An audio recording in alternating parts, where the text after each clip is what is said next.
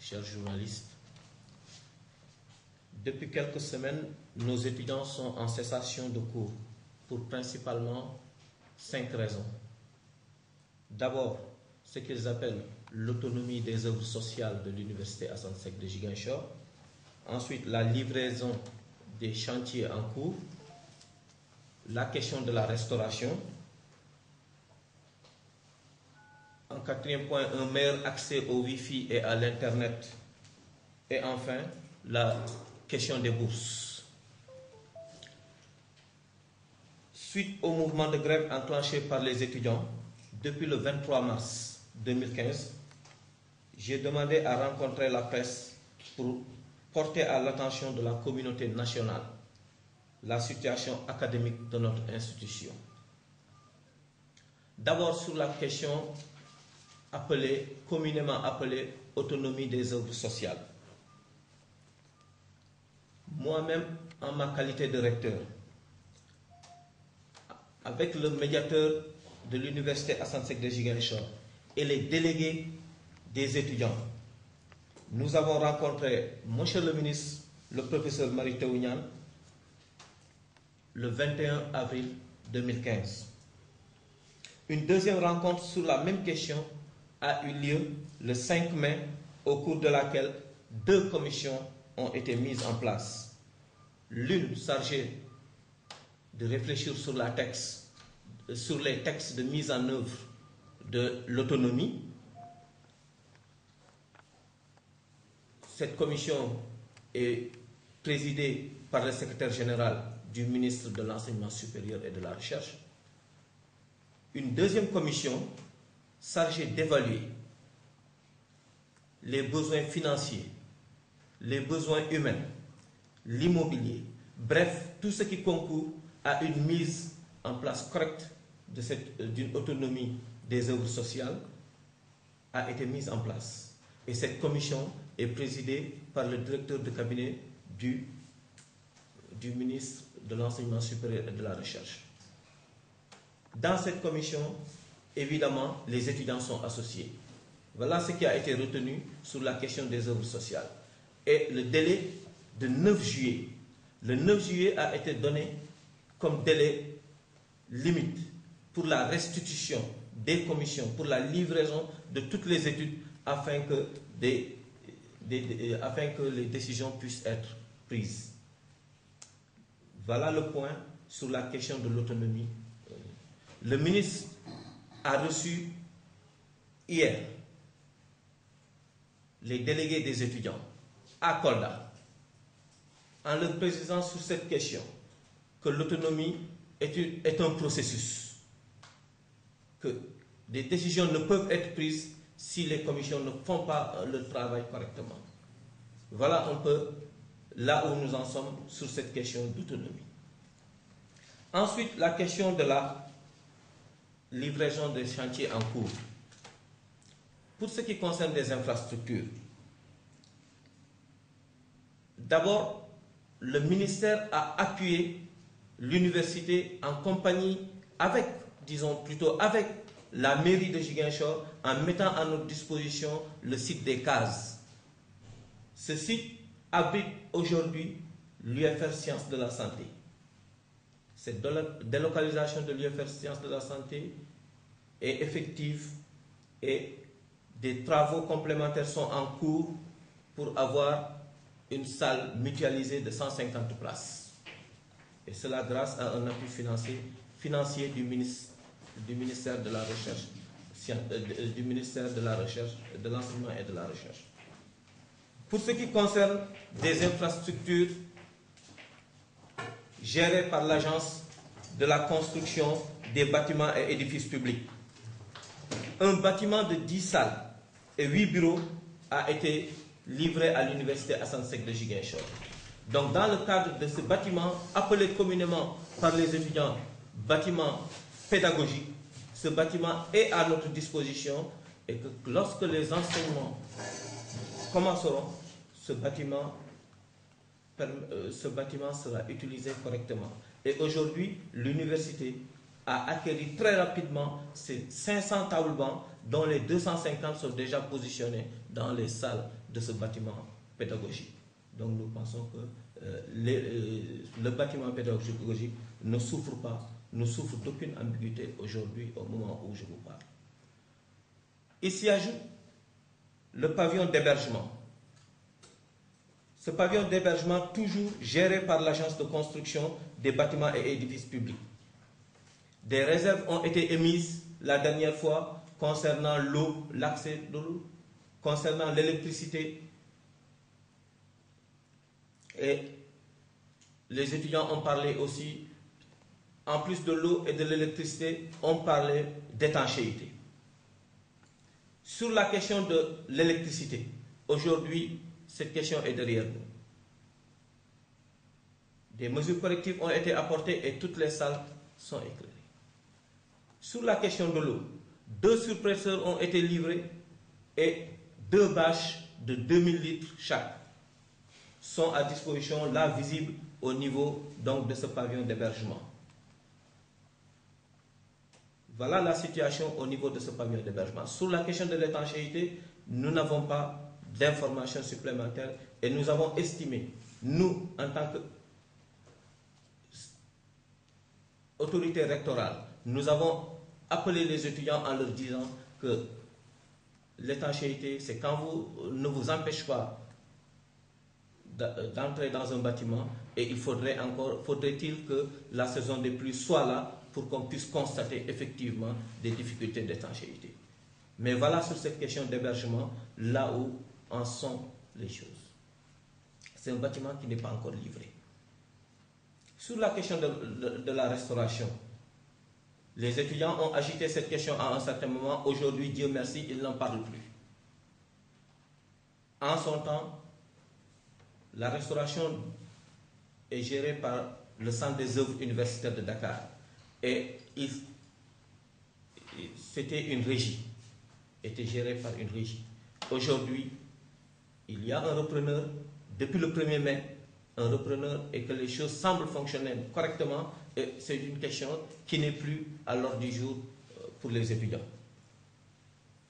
Sur la question du Wi-Fi et de l'Internet, de façon globale, il faut dire que cela est partie des travaux sur le plan national au niveau des 5 universités publiques du Sénégal. Le ministère de l'Enseignement supérieur et de la Recherche a un programme d'interconnexion des universités publiques du Sénégal. Nous étions à 2 mégabits, nous devons aller avec ce projet à 310 mégabits.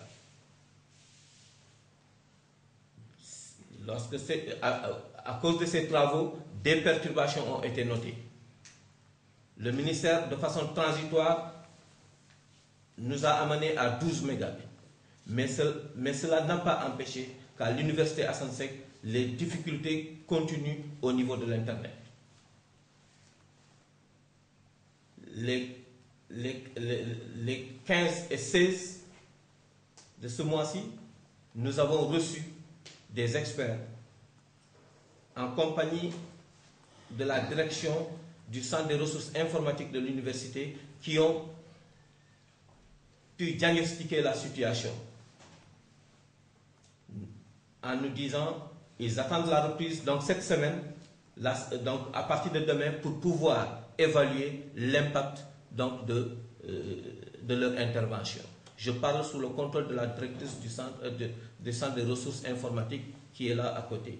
Donc nous avons reçu une équipe d'experts qui est venue de Dakar, qui a travaillé sur le réseau pendant 48 heures et qui nous demande d'attendre le début de semaine pour évaluer l'impact de leur intervention. Et ensuite, si des mesures correctives sont nécessaires, donc cela se fera. Enfin, sur la question des bourses. Sur la question des bourses, là, il faut noter 2 volets. Le premier volet, les étudiants, à la suite de l'affiche, de l'information donnée sur les bourses pédagogiques, les étudiants se sont sentis lésés par rapport au reste du Sénégal. Nous leur avons expliqué qu'ils n'étaient pas bien informés, qu'il s'agissait de bourses pédagogiques attribuées sur la base d'une compétition nationale. À côté de cela, il y a ce qu'on appelle les bourses sociales.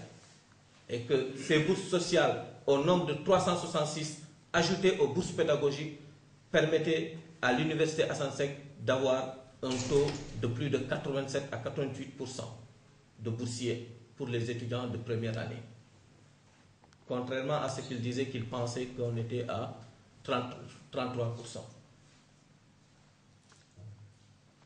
Les bourses sociales, nous avons créé une commission interne ici à l'université Assane Seck de Ziguinchor, dont les étudiants font partie.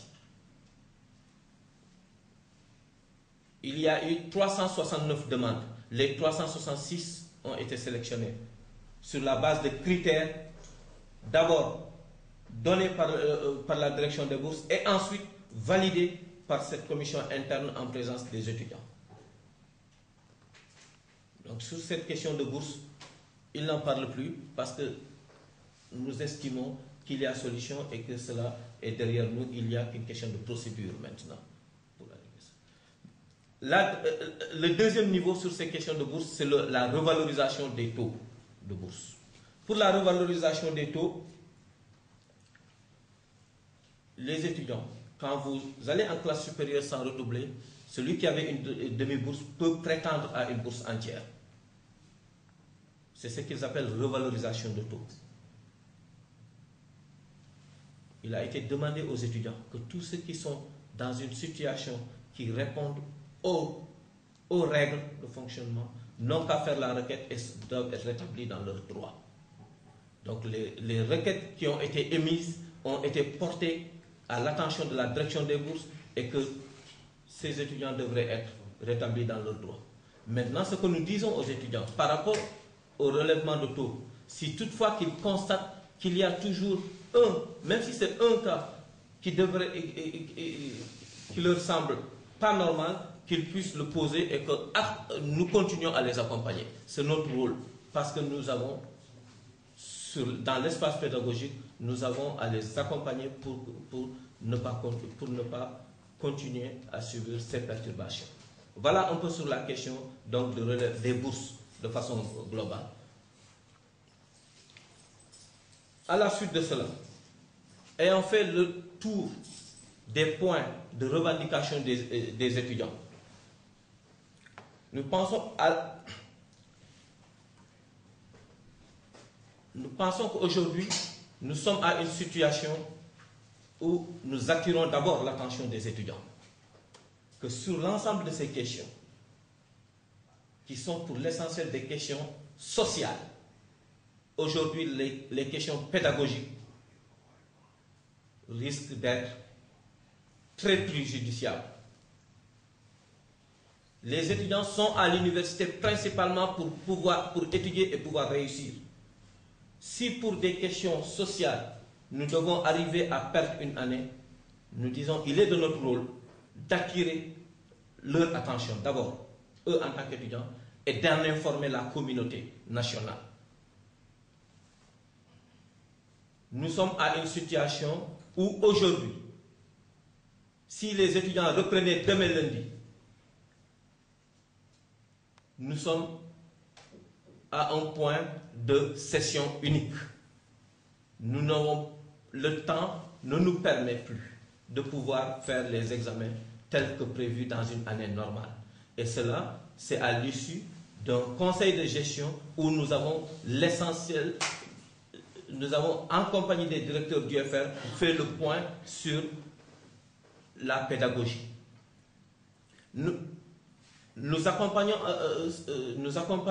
cette information du fait que l'UFR Sciences de la Santé, compte tenu de sa spécificité, les étudiants en médecine, comme on les appelle, c'est des étudiants qui ont terminé leur premier semestre. Mais malgré cela, ce sont eux aujourd'hui qui sont le plus menacés d'une année